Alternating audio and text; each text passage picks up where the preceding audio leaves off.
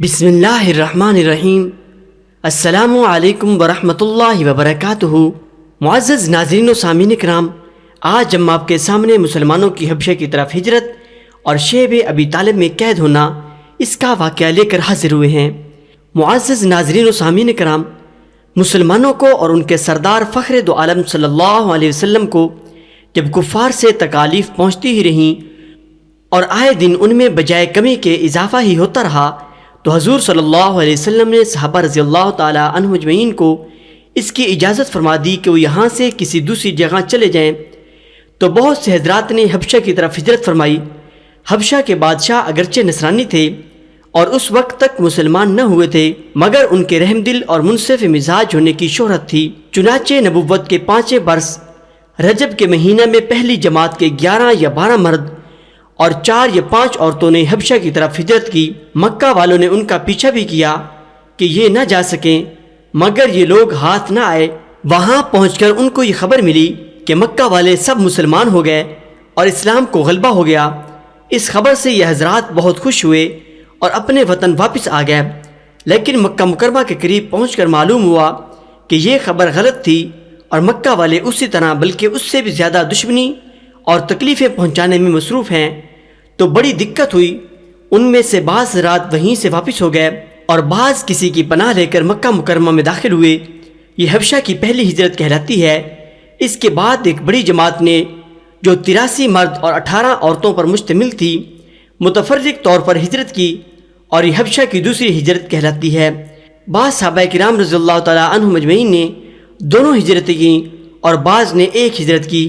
کفار نے جب یہ دیکھا کہ یہ لوگ حبشہ میں چین کی زندگی بسر کرنے لگے تو ان کو اور بھی غصہ آیا اور بہت سے تحفے تحائف لے کر نجاشی شاہ حبشہ کے پاس ایک وفد بھیجا، جو بادشاہ کے لیے بہت سے تحفے لے کر گیا اور اس کے خاص اور پادریوں کے لیے بھی بہت سے ہدیے لے کر گیا۔ جا کر اول پادریوں اور حکام سے ملا اور ہدیے دے کر ان سے بادشاہ کے یہاں اپنی سفارش کا وعدہ لیا، اور پھر بادشاہ کی خدمت میں یہ وفد حاضر ہوا۔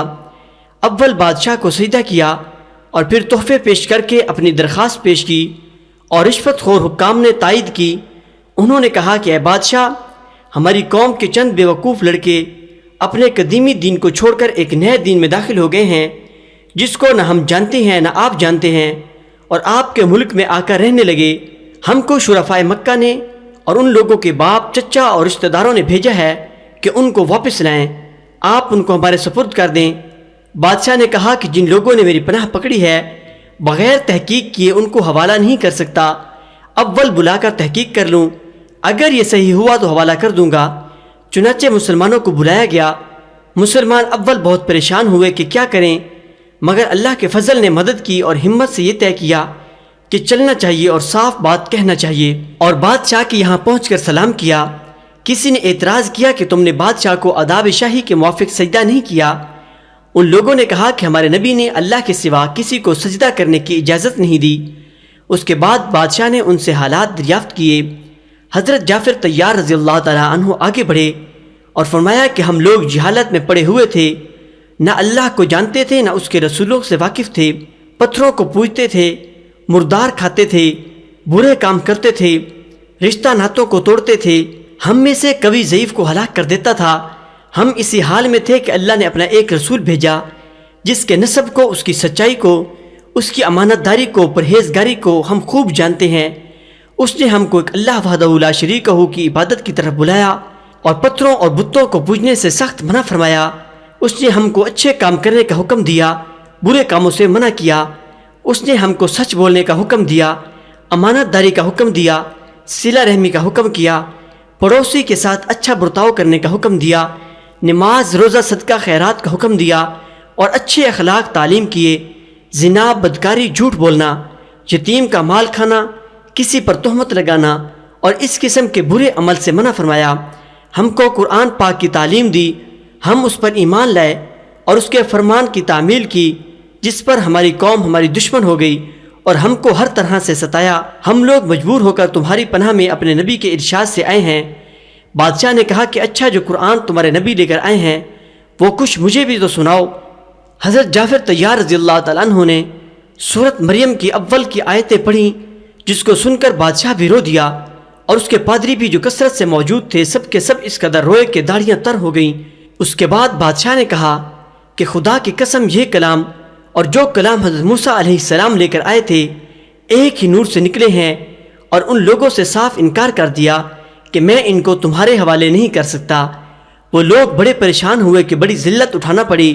آپس میں صلاح مشورہ کر کے ایک شخص نے کہا کہ کل کو میں ایسی تدبیر کروں گا کہ بادشاہ ان کی جڑ ہی کاٹ دے گا۔ ساتھیوں نے کہا کہ ابھی ایسا نہیں کرنا چاہیے، یہ لوگ اگرچہ مسلمان ہو گئے ہیں مگر پھر بھی رشتہ دار ہیں۔ مگر اس نے نہ مانا۔ دوسرے دن پھر بادشاہ کے پاس گیا اور جا کر کہا کہ یہ لوگ حضرت عیسیٰ علیہ السلام کی شان میں گستاخی کرتے ہیں، ان کو اللہ کا بیٹا نہیں مانتے۔ بادشاہ نے پھر مسلمانوں کو بلایا۔ صحابہ فرماتے ہیں کہ دوسرے دن کے بلانے سے ہمیں اور بھی زیادہ پریشانی ہوئی۔ بہرحال ہم گئے۔ بادشاہ نے پوچھا کہ تم حضرت عیسیٰ علیہ السلام کے بارے میں کیا کہتے ہو؟ انہوں نے کہا کہ وہی کہتے ہیں جو ہمارے نبی پر ان کی شان میں نازل ہوا کہ وہ اللہ کے بندے ہیں، اس کے رسول ہیں، اس کی روح ہیں اور اس کے کلمہ ہیں جس کو خدا نے کنواری اور پاک مریم علیہ السلام کی طرف ڈالا۔ نجاشی نے کہا کہ حضرت عیسیٰ علیہ السلام بھی اس کے سوا کچھ نہیں فرماتے۔ پادری لوگ آپس میں کچھ چک چک کرنے لگے۔ نجاشی نے کہا کہ تم جو چاہے کہو۔ اس کے بعد نجاشی نے ان کے تحفے واپس کر دیے اور مسلمانوں سے کہا کہ تم امن سے رہو، جو تمہیں ستائے اس کو تاوان دینا پڑے گا، اور اس کا اعلان بھی کرا دیا کہ جو شخص ان کو ستائے گا اس کو تاوان دینا ہوگا۔ اس کی وجہ سے وہاں مسلمانوں کا اکرام اور بھی زیادہ ہونے لگا اور اس وفد کو ذلت سے واپس آنا پڑا۔ تو پھر کفار مکہ کا جتنا بھی غصہ جوش کرتا ظاہر ہے۔ اس کے ساتھ ساتھ حضرت عمر رضی اللہ تعالیٰ عنہ کے اسلام لانے نے ان کو اور بھی جلا رکھا تھا، اور ہر وقت اسی فکر میں رہتے تھے کہ لوگوں کا ان سے ملنا جلنا بند ہو جائے اور اسلام کا چراغ کسی طرح بجھے۔ اس لیے سرداران مکہ کی ایک بڑی جماعت نے آپس میں مشورہ کیا کہ اب کھلم کھلا محمد صلی اللہ علیہ وسلم کو قتل کر دیا جائے۔ لیکن قتل کر دینا آسان کام نہ تھا، اس لیے کہ بنو ہاشم بھی بڑے چتھے اور اونچے طبقہ کے لوگ شمار ہوتے تھے۔ وہ اگرچہ اکثر مسلمان نہیں ہوئے تھے، لیکن جو مسلمان نہیں تھے وہ بھی حضور صلی اللہ علیہ وسلم کے قتل ہو جانے پر آمادہ نہیں تھے۔ اس لیے ان سب کفار مکہ نے مل کر معاہدہ کیا کہ سارے بنو ہاشم اور بنو عبد المطلب کا بائیکاٹ کیا جائے، نہ ان کو کوئی شخص اپنے پاس بیٹھنے دے، نہ ان سے کوئی خرید و فروخت کرے، نہ بات چیت کرے، نہ ان کے گھر جائے، نہ ان کو اپنے گھر آنے دے، اور اس وقت تک صلح نہ کی جائے جب تک کہ وہ حضور صلی اللہ علیہ وسلم کو قتل کے لیے حوالہ نہ کر دیں۔ یہ معاہدہ زبانی ہی گفتگو پر ختم نہیں ہوا، بلکہ یکم محرم 7 نبوی کو ایک معاہدہ تحریری لکھ کر بیت اللہ میں لٹکایا گیا تاکہ ہر شخص اس کا احترام کرے اور اس کو پورا کرنے کی کوشش کرے۔ اور اس معاہدہ کی وجہ سے 3 برس تک یہ سب حضرات 2 پہاڑوں کے درمیان ایک گھاٹی میں نظر بند رہے کہ نہ کوئی ان سے مل سکتا تھا، نہ یہ کسی سے مل سکتے تھے، نہ مکہ کے کسی آدمی سے کوئی چیز خرید سکتے تھے، نہ باہر سے آنے والے کسی تاجر سے مل سکتے تھے۔ اگر کوئی شخص باہر نکلتا تو پیٹا جاتا اور کسی سے ضرورت کا اظہار کرتا تو صاف جواب پاتا۔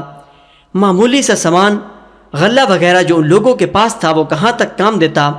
آخر فاقوں پر فاقے گزرنے لگے اور عورتیں اور بچے بھوک سے بےتاب ہو کر روتے اور چلاتے، اور ان کے عزیز و اقارب کو اپنی بھوک اور تکالیف سے زیادہ ان بچوں کی تکالیف ستاتیں۔ آخر 3 برس کے بعد اللہ کے فضل سے وہ صحیفہ دیمک کی نظر ہوا اور ان حضرات کی یہ مصیبت دور ہوئی۔ 3 برس کا زمانہ ایسے سخت بائیکاٹ اور نظر بندی میں گزرا، اور ایسی حالت میں ان حضرات پر کیا کیا مشقتیں گزری ہوں گی وہ ظاہر ہیں۔ لیکن اس کے باوجود صحابہ کرام رضی اللہ تعالی عنہ مجمعین نہایت ثابت قدمی کے ساتھ اپنے دین پر جمے رہے، بلکہ اس کی اشاعت فرماتے رہے۔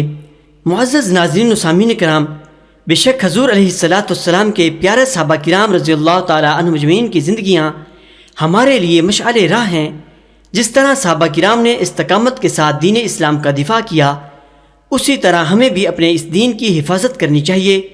اسی میں ہم سب کی کامیابی مضمر ہے۔ اللہ تعالی ہم سب کو عمل کرنے کی توفیق عطا فرمائے، آمین یا رب العالمین۔